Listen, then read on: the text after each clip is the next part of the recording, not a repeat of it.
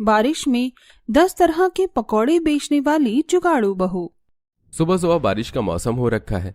पांचों बहुएं रसोई में जुटी होती हैं। तभी रीता गौरी से, गौरी, तुमने अभी तक चूल्हे पर चाय नहीं चढ़ाई? हमारे पति लोगों को सब्जी मंडी भी जाना है। अगर चाय देने में लेट हो गया तो माँ जी से सुनना पड़ेगा। जी ठानी जी, मैं तो कब से आज जोड़ने का जतन कर रही हूँ, मगर ये उपले सुलगने का नाम ही नहीं ले रही। अंदर से गोबर गीला रह गया है, आग नहीं पकड़ रहा। माँ जी ने उपले भी तो इतने मोटे मोटे बांधे थे, ऊपर से बारिश वाला मौसम चला है। पिछले 2-3 दिनों से लगातार बरसात हुई है, धूप भी नहीं निकल रही तो उपले सूख नहीं पाए। जहाँ गीले उपलों से चूल्हा न जलने से कुमुद गौरी परेशान थी, तभी रीता के दिमाग में जुगाड़ चलता है। मेरे पास एक तगड़ा जुगाड़ है जिससे चूल्हे की आंच दाएं दाएं पकड़ेगी। वो कैसे जेठानी जी? बस देखती जाओ। तब रीता रसोड़े के कोने में रखे एक गैलन से थोड़ा मिट्टी तेल से उपले भिगोकर जलाती है तो तेज आंच पकड़ लेती है। अरे वाह मछली जेठानी जी, क्या धांसू जुगाड़ लगाया! आपके दिमाग की तो दाद देनी पड़ेगी। तभी जोर जोर से बिजली चमकने के साथ आसमान का रंग बिल्कुल काला कर देता है, जिसे देख मनोज उखड़े मिजाज में बोलता है, अरे तुम पांचों देवरानी जिठानी रसोई में इतनी देर से चाय बना रही तो बीरबल की खिचड़ी पका रही हो क्या? हमें पल्लेदारी के लिए जाना है। टाइम से सब्जी मंडी नहीं पहुंचे तो व्यापारी सब्जी की बोरी उतारने के लिए दूसरे पल्लेदार कर लेंगे और हमारी दिहाड़ी मारी जाएगी। जी जेठ जी, बस 5 मिनट, चाय पक रही है, बस छान कर लाई। गजब देवरानी जी, अभी तो न पानी खोला है न चीनी पत्ती पड़ी है। 5 मिनट में इतनी फास्ट फॉरवर्ड में चाय कैसे परोस डालोगी? चंपा भाभी, चूल्हे की आंच इतनी दाएं दाएं जल रही है कि तुरंत चाय बन जाएगी। आप चारों भी लाल चाय पियेंगे तो बता दीजिए, पानी बढ़ा के डालूंगी। वैसे इतनी अच्छी मौसम में, वो भी बारिश के मौसम में, तो मलाई मार के दूध वाली चाय और गरम पकौड़े बनाना खाना बनता है। मगर जब से बरसाती लगी है, दूध वाली चाय पीने के लिए भी हम मोहताज हो गए हैं। हमारे पतियों को एक थैली दूध खरीद कर लाने की भी क्षमता नहीं है। दरअसल पांचों भाइयों के पास पक्का रोजगार न होने के चलते पांचों सब्जी मंडी में दिहाड़ी भत्ता लगाते थे, जिनके बदले बड़ी मुश्किल से उन्हें 50-50 रुपए मिलते थे। इतनी आमदनी में परिवार को ढंग से पेट भरकर खाना भी नहीं मिलता था। खासकर बरसात लगने के बाद लेबर मिस्त्री वाले भी सब्जी मंडी में बोरी उतारने के काम में लग जाते थे, जिसके चलते काम की मारामारी रहती थी। माँ जी, बता दीजिए खाने में क्या बनेगा? अभी रात की भी बनाई दाल और 10-12 रोटी पड़ी हुई है। बहू, तुम पांचों रात के टाइम में इतना खाना बनाती ही किस लिए हो कि सवेरे बासा कोसा खाना पड़ता है? तुम्हें पता है तुम्हारे पति इस बारिश के मौसम में कैसे कमा कर ला रहे हैं? थोड़ा हिसाब किताब से बनाया करो। बचे हुए खाने के पीछे शोभा को गुस्सा करते देखकर कुमुद और गौरी अपनी बात रखती हैं। माँ जी, हमने तो गिनती की सबकी 2-2 रोटी बनाई थी, लेकिन दाल बनी देखकर सबने आधी रोटी खाकर छोड़ दी और बच्चों ने तो कल रात को खाया ही नहीं। बहू, डेली डेली एक ही तरह का दाल रोटी खा खाकर मन सा उग गया है। बारिश में तो चटक मटक पकौड़े और चाय अच्छी लगती है, लेकिन बेसन कड़वा तेल का रेट इतना तेज हो रखा है कि हम जैसे गरीबों के लिए पकौड़े बनाने के लिए सोचना पड़ता है। रात का बासी खाना ही गर्म कर दो, जब साथ जाए तभी टटका खाना बनाना। ऐसा कहते हुए गरीब शोभा का पकौड़े खाने के लिए मन तरसते देखकर पांचों जुगाड़ू बहू रसोई में जाती हैं। एक एक करके दाल मसाले के डिब्बे देखने लगती हैं और एक डिब्बे के अंदर से थोड़ी मात्रा में दाल पड़ा दिखता है। ये चना दाल तो मुश्किल से 1 से 2 मुट्ठी ही है। मैं सोच रही थी सबके लिए सिल पर दाल पीसकर चना दाल के पकौड़े बनाती, मगर इतनी सी चनी दाल में तो सबके हिस्से में 2-2 पकौड़े भी नहीं आएंगे। तभी एक बार दोबारा से रीता का जुगाड़ वाला दिमाग दौड़ता है। हमारे पास ज्यादा मात्रा में चना दाल उपलब्ध नहीं है, तो हम इसमें 1-2 मुट्ठी आटा मिलाकर प्याज लगाकर पकौड़े खोल लेते हैं। ये आपने अच्छा जुगाड़ लगाया जेठानी जी, आटे के पकौड़े आसानी से पच भी जाएंगे। तब चंपा सिलबट्टे पर बारीक बारीक चना दाल पीस लेती है और कनस्तर में से थोड़ा आटा मिला देती है। कुमुद, जब तक मैं बेसन घोलती हूँ तुम साबुत लाल सूखी हरी धनिया मिर्च पीस लो। साबुत मसाले डालने से पकौड़े ज्यादा मिर्चदार लगेंगे। जी जेठानी जी। तब कुमुद जार से साबुत हल्दी धनिया मिर्ची निकालकर सिलबट्टे में पीसती है। तभी सविता आंच सुलगाकर चूल्हे पर कढ़ाई चढ़ाती है। कढ़ाई गर्म हो गई है, मैं तेल डाल रही हूँ।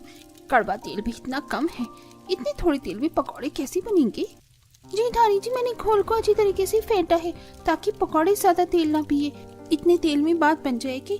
बाकी पकौड़े छलनी से नहीं, बड़े छन्नोटे से बनाना ताकि एक्स्ट्रा तेल कढ़ाई में ही निकल जाएगा। हाँ ठीक है, तभी बाहर ठंडी ठंडी हवा चलने लगती है, तगड़ी बारिश होने लगती है। सविता सबके लिए गरम गरम पकौड़े सेकती है। वहीं पांचों भाई बारिश में भीगते हुए जब सब्जी मंडी पहुंचते हैं तो देखते हैं कि सेठ दूसरे लेबर से बोरी उतरवा रहा था और खुद बैठकर गरम गरम पकौड़े खा रहा था। अरे चलो चलो, जल्दी जल्दी से आलू प्याज की बोरी उतारो। जो जितनी ज्यादा बोरी उतारेगा उसको 10 रुपए की जगह एक बोरी पर 20 रुपए दूंगा। सेठ के लालच देने पर गरीब मजदूर बोरी उतार कर जल्दी जल्दी रखने लगते हैं। तब अखिलेश सेठ के पास आता है। सेठ, हम पांचों भाई तो आ ही रहे थे, फिर आपने हमारी पल्लेदारी दूसरे को दे दी। हाँ तो क्या करता तुम्हारा इंतजार करके, अपने आलू प्याज की बोरियों को बारिश में गीले होने देता? हाँ, ताकि सारा सौदा खराब हो जाए। नुकसान तो मेरा होता ना। तुम पांचों ने तो रोज का लेट आने का धंधा ही बना रखा है, इसलिए आज से तुम्हारी पल्लेदारी खत्म। सेठ ऐसा मत करो, हम पांचों भाई बाल बच्चेदार हैं। साल भर से हम ही तुम्हारे आलू प्याज की बोरियां उतरवाते हैं और अब बरसात लगते ही तुम्हें सस्ते में लेबर मिल गया तो हमें निकाल रहे हो। हाँ सेठ, थोड़ा तो हमारे बारे में सोचो। ऐसे मॉनसून के मौसम में दूसरा काम धंधा भी नहीं मिलेगा। अपने परिवार का खर्चा कैसे चलाएंगे? हमारा परिवार भूखा मर जाएगा। अरे भाड़ में गया तुम्हारा परिवार, मुझे कोई लेना देना नहीं है। अब मेरे सिर पर खड़े होकर माथा मत खाओ, मुझको नाश्ता पानी करने दो। तुम्हारे चक्कर में मेरे चिकन के पकौड़े भी ठंडे हो गए, स्वाद भी आधा हो गया। बेचारे पांचों सेठ के आगे बहुत गिड़गिड़ाते हैं, मगर मक्कार सेठ उनकी अर्जी को अनदेखा करके स्वाद से चिकन पकौड़े खाने लगता है। वाह भाई वाह, वही ये लेग पीस वाला चिकन पकौड़ा तो खाने में एकदम लजीज लग रहा है, मजा आ गया। हाँ हाँ हाँ, ऐसे बरसात के मौसम में चिकन मटन के पकौड़े खाए बिना तो मौसम का कोई मजा ही नहीं है। चलते हैं भैया, हमारी बातों का इस कंजूस सेठ पर जूं भी नहीं रेंगने वाला। चलो कोई दूसरा काम देखते हैं, बारिश का मौसम है। भूखे बारिश में भीगते हुए पांचों सब्जी मंडी में एक एक व्यापारी की दुकान पर काम मांगते हैं, लेकिन हर जगह से केवल हताश ही लौटते हैं। बारिश के चलते काम तो बिल्कुल भी है ही नहीं, अब घर परिवार का खर्चा कैसे निकलेगा? ऐसा बोलते हुए पवन जहां सब्जी मंडी खत्म होती है उस कोने में देखता है जहां पर सड़ी गली सब्जियों का खत्ता बना हुआ था, जहां ऊपर कुछ कुछ ताजी सब्जी भी थी। पवन उनमें से सब्जियां चुनने लगता है। पवन, ये तू खत्ते में से सब्जी क्यों छांट रहा है? भैया, इसमें काफी सारी सब्जियां बनाने खाने लायक लगती हैं। देखिए, किसी सब्जी वाले ने ये पालक की गड्डी ऐसे ही फेंक दी। इसमें से बस जड़ें ही तो गली हैं, पत्ते एकदम ताजा ताजा हैं। घर ले चलते हैं, छांट कर सब्जी बन जाएगी।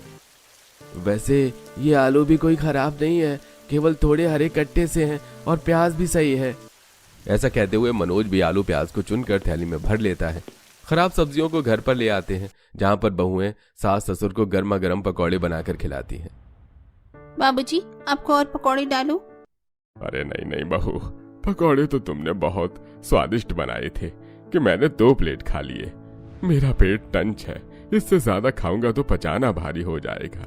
ऐसा करो, थोड़े पकौड़े उन पांचों के लिए भी बचा कर रख देना, बारिश में से आकर वो खा लेंगे। मम्मी मम्मी, मेरी प्लेट में दाल वाली 4 पकौड़े और डाल दो। राजू, तूने सबसे ज्यादा पकौड़े खाए हैं, अभी पापा और चाचा भी खाने के लिए बाकी बचे हैं, दोबारा बनेंगी तो खा लेना। तभी पांचों मकान में आ जाते हैं। रीता बड़े प्यार से पांचों को पकौड़े खाने के लिए पूछती है। अजी, आप सब लोग आ गए हैं, घर में गरम गरम पकौड़े बने हैं, निकालो। नहीं, तुम ही खा लो पकौड़े, हमें नहीं खाना। अरे मनोज, रीता बहू कितने प्यार से खाने के लिए पूछ रही है, तू उस बेचारी पर झिझक क्यों रहा है? अरे तो क्या करूं पिताजी, इन पांचों की डेली देर करवाने के चक्कर में आज सेठ ने हमें काम से खदेड़ के निकाल दिया। ऊपर से न तो हम पांचों भाई इतने पढ़े लिखे हैं और ना ही घर में पैसा जोड़ कर रखा पड़ा है कि महीना 2 महीना बगैर काम के लिए हम घर में बैठ कर खा लें। अजी, आप तो ऐसे भड़क कर दिखा रहे हैं जैसे सरकारी नौकरी वाली तनख्वाह देता था आपका सेठ। दिन भर गधों की तरह बोरी उतरवाता था और बदले में 50 रुपए पकड़ा देता था। वो तो हम बहुएं कैसे घर का खर्चा चला रही हैं। रीता सही कह रही है देवर जी, आखिर कब तक आप पांचों भाई उस सेठ के यहाँ दिहाड़ी बत्ती का काम करेंगे? धीरे धीरे बच्चे भी बड़े हो रहे हैं, किराए के मकान में कब तक टाइम काटेंगे? आप पांचों भाई मेहनत से कमाएंगे तो कल को अपना घर मकान भी बनाना है। सभी, तो तुम कहना क्या चाहती हो? साफ सीधे कहो, हम भाई अभी तक कोई झक नहीं मार रहे थे। तुम पांचों को तो घर में रहकर बस बनाकर खिलाना है, बाहर निकलकर नमक तेल हमें जोड़ना पड़ता है, तब पता चलता है कौन से खेत का होता है। भैया जी, दूसरे की चाकरी करने से अच्छा कर आप पांचों भाई बारिश के मौसम में चाय पकौड़ी की रेडी भी लगाएंगे ना, तो रोज के 1000 रुपए कमा लेंगे। अरे, खाने पीने का ठेला खोलने के लिए पूंजी लगती है, बर्तन ठेला लगता है और जगह देखनी पड़ती है। तुम पांचों तो बड़े जुगाड़ करती हो ना, तो बस पैसों का जुगाड़ लगा दो, हम लगा देंगे रेडी। पवन के तंज कसने पर 5 जुगाड़ू बहुओं की आंखें नम हो जाती हैं और ऐसे ही 2-4 दिन गुजर जाते हैं और पांचों राशन कोटे से अनाज लेने जाती हैं। ये लीजिए, आपके परिवार के सभी सदस्यों को मिलाकर ये 50 किलो गेहूं, 50 किलो चावल और ये 20 किलो चना दाल। जहां हर महीने पांचों बहू को कोटे से केवल राशन में गेहूं चावल मिलता था, इस बार उन्हें 20 किलो की दर से चने का दाल मिलती है। सर पर राशन उठाए पांचों खराब बारिश के मौसम में रोड से घर जाने लगते हैं। सही है, कम से कम भगवान की दया से हमें इस बार राशन का थोड़ा ज्यादा सहारा हो गया। वैसे भी हमारे पति बेरोजगार बैठे हैं। तभी रोड किनारे ब्रेड पकौड़े कचौरी समोसे की रेडी पर भीड़ लगी देखकर कुमुद कहती है, देखो उस पकौड़े वाले की ठेले पर लोगों ने कैसी मक्खी की तरह भीड़ मचा रखी है। अच्छी बिक्री कर रहा है पकौड़े बेच के। देखो इस पकौड़े वाले की रेडी कितनी चल रही है और एक हमारे पति हैं जो घर में बैठकर हाथ मल रहे हैं। इसी तरह बातें करते हुए पांचों घर पहुंचती हैं, जहां उनके पति कुछ सड़ी सब्जियों में से अच्छी सब्जी छांटकर अलग कर रहे थे। भैया लगभग सारी सब्जी छट गई, मैं रेडी पर सजाता हूँ, फेरी लगाकर 200-400 तो कमा लेंगे। घर में इतनी मात्रा में आलू प्याज टमाटर पालक मौजूद देखते हैं। घर के बाहर रेडी खड़ी थी और बहू के पास कोटे से मिला राशन दाल जो कि पकौड़ी बनाकर बेचने के लिए काफी था। अजी इतनी थोड़ी थोड़ी सब्जियों को बेचकर आप कितनी बिक्री निकाल लेंगे? अरे इन सब्जियों को छांटकर बेचने के लिए तो मंडी से चुनकर लाए थे ताकि घर का खर्चा के लिए पैसा कमा सकें। देखिए इतनी थोड़ी मात्रा में सब्जी बेचने से कुछ खास आमदनी नहीं होगी, लेकिन अगर हम इन सब्जियों के पकौड़े बनाकर बेचेंगे ना तो बारिश के मौसम में खूब बिक्री होगी और कमाई भी अच्छी होगी। सविता की राय सुनकर सब राजी हो जाते हैं, लेकिन अब जुगाड़ू बहू के सामने पकौड़े बनाने की सामग्री जुटाने की समस्या मुंह बाई खड़ी थी। जेठानी जी पकौड़े बनाने में तेल बेसन भी लगेगा और स्पेशली चटनी के बिना क्या हम ग्राहक को सूखे पकौड़े परोसेंगे? धनिया लहसुन मिर्ची भी चाहिए होगा। देवरानी जी चटनी का भी जुगाड़ हो जाएगा। पहले जल्दी से इस चने की दाल को हाथ चक्की में डालकर बेसन बनाते हैं। कुमुद गौरी हाथ चक्की में चने दाल को पीसकर बेसन बनाने लगती हैं। वहीं रीता चंपा ओखली में मसाले कूटती हैं। तभी सविता मकान से बाहर निकलती है और आंगन की क्यारी में लगी धनिया मिर्च के पेड़ पौधे से पत्ती कलियां तोड़कर अंदर लेकर आती। अरे वाह सविता जेठानी जी, आप इतने फ्रेश ताजा धनिया मिर्ची कहाँ से तोड़ कर लाई है? कितना फ्रेश और ताजा सा है ये। कुसुम ये ताजा ताजा धनिया मिर्ची मैं कहीं से तोड़ कर नहीं लाई हूँ, बल्कि अपने ही आंगन में उपजाया है। जब तुम्हारे जेठ जी 1-2 हफ्ते पहले मंडी से गली मिर्च और धनिया लाई थी तो मैंने उन्हें फेंक कर नहीं था, बल्कि आंगन की मिट्टी में लगा दिया था। और देखो बारिश के मौसम में बिना खाद पानी दिए अपने आप ही लग गया। सविता दराती से कुछ ताजा धनिया मिर्ची को बारीक बारीक काट लेती है। 2 बहुएं हाथ चक्की में बारीक चना दाल पीस कर निकाल लेती हैं और 2 बहुएं खरा धनिया साबुत मिर्च सब कुछ अच्छे से कूट लेती हैं। 3 बहू अलग अलग बर्तनों में 4-5 तरीके के पकौड़े बनाती हैं, जैसे कि आलू पकौड़ा, प्याज पकौड़ा, पालक पकौड़ा, चना दाल पकौड़ा और टमाटर के पकौड़े। एक बहू चूल्हे पर पकौड़ों को तलती है और एक बहू सिलबट्टे पर हाथों से चटनी बनाती है। इसके बाद रेडी पर चटनी पकौड़े रखकर पांचों बारिश में पकौड़े का ठेला लेकर बाजार में खड़ी हो जाती हैं। आओ प्यारे प्यारे भैया दीदी, गरम गरम आलू प्याज की पकौड़े करारे पकौड़े खा लो। 10 रुपए के 5 सब्जी पकौड़े सिलबट्टे की चटनी के साथ। कुमुद की लुभावनी आवाज सुनकर दूसरी ठेली पर आलू पूरी खा रहे कुछ ग्राहक चटनी पकौड़े के स्वाद से खिंचे चले आते हैं। अरे बहन जी 1 प्लेट गर्मा गर्म आलू प्याज के पकौड़े लगा दो। जी अभी लगाती हूँ बस। सविता स्टोव जलाकर पकौड़े को सेकने लगती है। चंपा डोंगे में चटनी डालती है और गर्मा गर्म पकौड़े चटनी ग्राहक को परोसती है, जिसे खाकर ग्राहक काफी ज्यादा खुश होते हैं। अरे वाह क्या जबरदस्त आलू प्याज के पकौड़े बनाए हैं, और प्लस में सिलबट्टे की पिसी धनिया मिर्च की चटनी से डुबोकर खाने में तो डबल मजा आ रहा है। बहुत बहुत शुक्रिया बहन जी। वैसे हमारे ठेले पर 2-3 वैरायटी के और भी पकौड़े हैं, जैसे पालक पकौड़ी और चने दाल के तीखे पकौड़े हरी मिर्च डालकर बना रही हैं। वैसे चने दाल के पकौड़े मैंने आज तक नहीं चखे। 1 पीस डाला, अगर मुझे पसंद आए तो फुल प्लेट लगवाऊंगी। कुमुद ग्राहक को क्रिस्पी चने दाल के पकौड़े खिलाती है, जो कि उसे काफी पसंद आता है। वाह ये चने दाल का तीखा पकौड़ा तो बहुत ही ज्यादा दमदार है और मस्त है। ऐसी बारिश के मौसम में इतने टेस्टी पकौड़े खाने को मिल जाए, वो भी इतने सस्ते में। उस ग्राहक को जुगाड़ू बहू के बनाए पकौड़े खाने में इतनी ज्यादा स्वाद लगते हैं कि वो खाती भी है और पैक करवा कर भी ले जाती है। पहले ही ग्राहक से पकौड़ी बेचकर पांचों को अच्छी बिक्री होती है। पहले बोनी से हमारे 250 के पकौड़े बिके हैं। बस इसी तरह हमारे पकौड़े का कारोबार जम जाए तो अच्छी खासी आमदनी होगी। तभी हल्की हल्की बूंदाबांदी के साथ मौसम सुहाना हो जाता है, जिससे कि चटनी पकौड़े खाने के लिए काफी ज्यादा लोगों की भीड़ लग जाती है और देखते ही देखते उनके सारे पकौड़े बिक जाते हैं। वैसे पहले दिन की शुरुआत के अनुसार हमारी पकौड़ों की दुकानदारी ठीक ठाक रही है।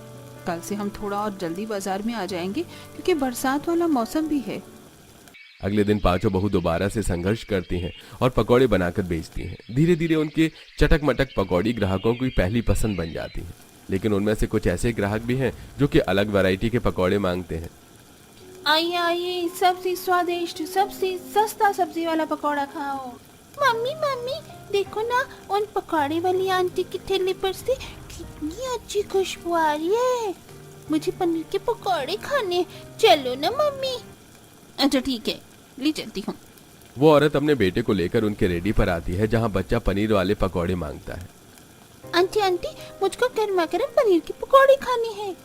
बहन जी फटाफट से मेरे बेटे के लिए 1 प्लेट पनीर वाले पकौड़े लगा दो।